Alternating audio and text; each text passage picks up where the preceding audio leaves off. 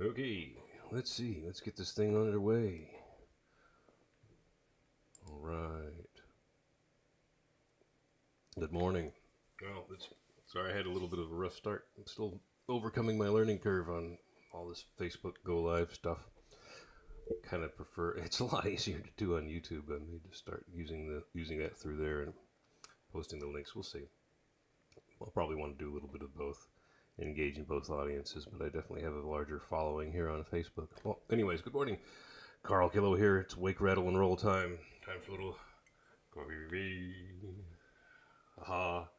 Double fisted. I probably won't need it this morning. I'll be slowly consuming that throughout the morning. Don't worry, I won't shock myself with a heart attack. Okie doke. So, what did I want to talk about this morning? We're going to keep this one short. I don't have a whole lot of time. Got to get busy. So yesterday, I titled this one "Overcoming Conflict and Bitterness," and I titled it that for a reason. And then yesterday, that was definitely the challenge.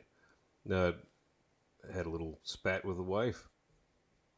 Didn't leave the house in a good mood, and I had to get over all those negative emotions in order to get some productive things going on. And I didn't want to waste all day just because I unfortunately started the day off wrong.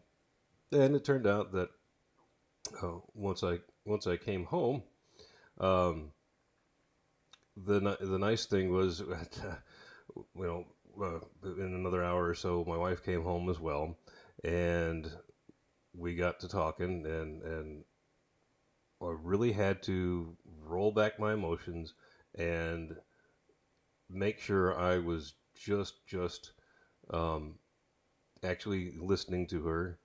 It was sort of it was extremely fortuitous and prescient's not the right word. What's the right word? Well, anyways, Mark Anthony had done a stream in his car, which he does all the time. Good guy if you don't know him, and he was doing a broadcast about. Well, what did he say? There's a reason why you've got two eyes and one mouth, and so maybe you want to use your eyes and ears because you got two of those and just one great big mouth. And you open your great big mouth once you can't put the words back inside of it. So maybe you ought to slow down and count to 10. And that was definitely going to be good advice. Hey, Mark. Hey, Stephanie. Guys, thank you for coming in. I'm just getting over my learning curve here and finally getting to where I can actually see my screen at the same time while I'm recording these things instead of just babbling at myself and then loading up the video. So yeah, thanks for the video yesterday, Mark, and it was definitely really timely. So I appreciated that. Yeah, and Mark, since you're here, I was wanting to recommend a book to you. Actually, what's it called?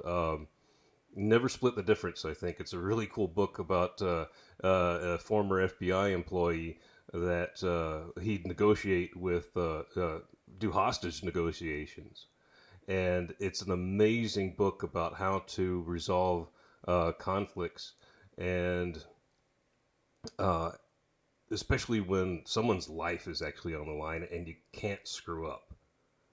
And because you don't get a second chance, you get angry at somebody in a hostage negotiation and people die. It's pretty shocking, but really lots of great techniques. Mirroring was what I was talking about when on your live yesterday, and the technique is something like, well, you'll shut your darn mouth, listen, and then kind of rephrase and restate what uh, the party on the other side of the table is saying, and that person can be anybody. It can be your kids. It can be your wife, and the main thing to realize is that that person, um, the person that is really trying to tell you what well they want to understand that you're hearing them, and if you can help them understand that, then they're going to be much more open to hearing what you have to say. Whereas if you just go rushing forward into what you have to say and not give the other party a chance to speak their mind, you end up just bashing your head up against the wall and nothing gets resolved. So, well, that's exactly what I did when I came home yesterday. After the wife came home, and so I heard her pull up into the driveway, and I went out into the garage to make sure I was going to go say hi and start this start the evening off right, because I know she likes it when I come greet her because I'm usually home before she is. And so I came out and I said, "Oh, hey, hi," and she kind of looked at me like, "There's that guy that upset me this morning." So I'm like, "Okay, well, time to shut my yap." I was a little nasty about it because I kind of played dumb, and I said, "Well, what is it? What's bothering you?" And of course, we both knew, but I wanted her to verbalize it. And so she said, "Well, you you kind of left in a huff after our argument yesterday or in the morning, and and I feel pretty bad about that." And she was telling me that, well, exactly what she wanted. I don't want to get into the details. It's not fair to her. Um, but it ended up going like this, and I said, "Yes, no, you're right. So I hear you. So you're saying that you want me to do this. I'm sorry, I didn't mean it that way." After I had let her her have her say, and her say was basically that, um, she felt like I had not fully appreciated what she'd done, because she'd actually come out uh, to wish me good morning, which she never does. She's usually asleep because her schedule is just a little bit off from me, and she wanted to say goodbye. But we had been, there's a couple of conflicts that we're getting over that are big, major family hurdles, and she had thought that I was trying to negotiate something in that with and try to hold it over her head to get her to dance my dance, and nobody likes to see that happen. Um, yeah, and no, that's a great point, Mark. It takes as much energy to be mean as to be nice, and which one leaves you feeling good afterwards? Yeah, so don't go blowing your top, because, well, if you concentrate on holding your emotions back, and you spend your energy in that direction, then you're going to feel really good about it. One, you demonstrated self control. Two, you told the person on the other side of the table, "Hey, no, you're actually really important and worth listening to," and that builds a connection, and that's very, very valuable. Okay, so, well, once I realized that we really just had a very simple miscommunication, and then everything was fine. But we had to say uh, exactly our say, and stop and listen and stop talking all over each other. And my wife and I are quite vocal, so, and we have that bad habit sometimes. So that worked out very well. Yes, and absolutely, power of doing a good deed for others will absolutely change your life, and it can set the tone of your whole day, your whole week. And if you keep that ball rolling, then wow, what can you do with that? Well, after all that, I managed to get some good work done. I think one of the first things I'm going to start up and launching another landing page, and I got, let's see, where am I going with that? Oh yeah, one more Facebook page to direct my traffic through. So what I'm going to do with Wake, Rattle, and Roll is, this is my self authoring and exploration, and I'm doing it live in front of everybody, because if you vocalize and share your problems and conflicts and your inner explorations and your commitment to doing things, then other people will see it, and they'll hold you to it, and they'll hold you to it, not even because uh, they're going to come at you and go, "Hey, you're doing it wrong." They'll hold you to it because you told them what you were going to do, and so it's really just because you told someone else, you're going to have a stronger commitment to whatever it is that you want to change about yourself or explore about yourself, and that is really a powerful thing. And so I'm enjoying doing these. Okay, let's see. So where am I going next? Oh, Yeah, I'm going to talk just real briefly about this. Let's put this up here. And here we go.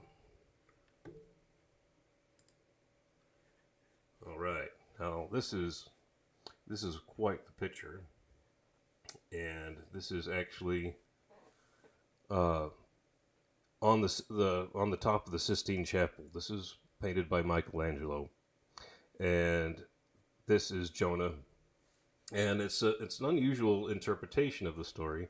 Jonah, if you don't know the story, he was one of the Old Testament stories, and Jonah goes to, well, God visits him and says, "Hey Jonah, I've got something for you to do, and you need to go into, I forget the name of where he was supposed to go, but there's a bunch of people here that need to understand your message, and you need to go spread it because they're going the wrong direction." And Jonah goes, "What? That place? No way! I'm not going there. They're going to eat me alive." And so he runs away from his responsibility, and he jumps on. Hey, take care, Mark. Thanks for coming in. I do appreciate that. Um, and so he jumps into a boat with a bunch of sailors and runs away as fast as he can. Well, of course, that upset God, and God came in and said, "Well, we're going to besiege this boat," and yeah, until Jonah does the right thing. And the sailors on the boat don't know what's going on, but they do know that there's someone on there that is not doing the right thing, and they're quite aware of the fact that God's wrath is coming down on them. Now, it I'm not particularly religious in the really holy roller spiritual sense, but I do enjoy these deep stories that have been around for thousands of years, and because there's a reason why they've been around for thousands of years, because there's always a great message in them. And so here's the message. So the sailors say, "Well, look, there's somebody around us that's not doing the right thing, and who is it?" And Jonah knows it's him, and so he's scared to say so, but he eventually can't deal with the fact that he's running away from his responsibilities. And he said, "No, it's me. I'm the one that's pissing off the Lord." And in this case, I really like the interpretation of that Jordan Peterson uses, where God is the tyranny of the world, and if you don't follow God's rules, if you don't sort yourself properly with the world, then you end up in a situation where bad stuff happens to you. It's because you're not acting in the best way possible in order to get the best result out of this very harsh reality that we live in. So uh, Jonah admits that he's the one that has been running away from his responsibility, and so the sailors go, "Oh, well, okay. Well, now we know exactly who we're going to have to sacrifice and watch him suffer, and we don't want to do that." And so they don't want to just toss Jonah over the side, and so it's even more responsibility now on Jonah. And he has to take it upon himself to actually fling himself off of the boat and get away from the other innocent people that he doesn't want to drag down with him as he goes back to face his responsibility. And his and there's a giant whale that comes and gobbles him up and pulls him down into the abyss. And I think the message of that is something like, you run away from your responsibility, and in order to get back on the right path, you may have to go down to the deepest depths to finally find yourself again. So the giant whale consumes him and then eventually spits him back up on the shore so that he can go back to the city and do God's work. And God's work in this case is to spread the message of how to behave in the world in order to have the best life that you can. And I think that's a really powerful message. So it's about uh, not running away from your responsibilities, or else bad stuff happens. And there's one more picture on that I want to share. Let's see if I can find it.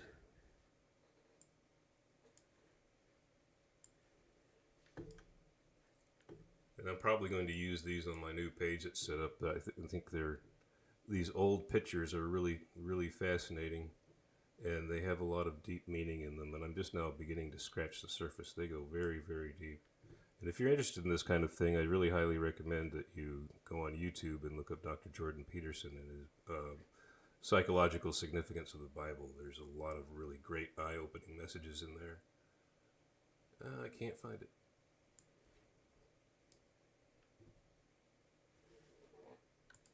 I'll find it here real quick. There we go. This one, I forgot who the artist was.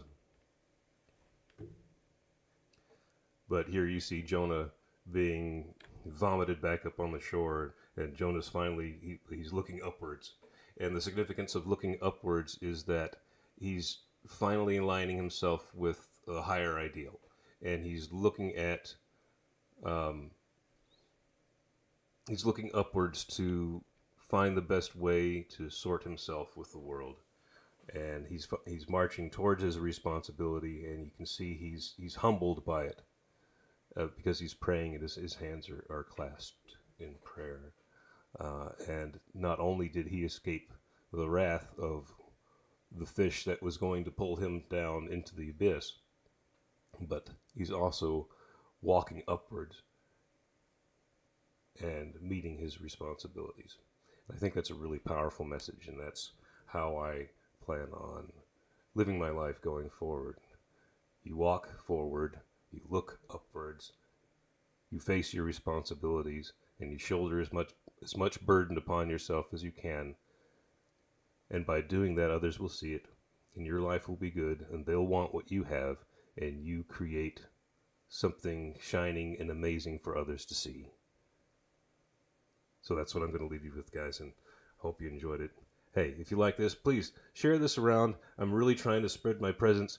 Give me a like. I'm going to put up my link to YouTube channel and all that. Give me a sub. I really need to get over 100 subs. It starts to attract a lot more people there. If you like this message, please help me out, and I will continue to do my best to help you out. Thank you so much.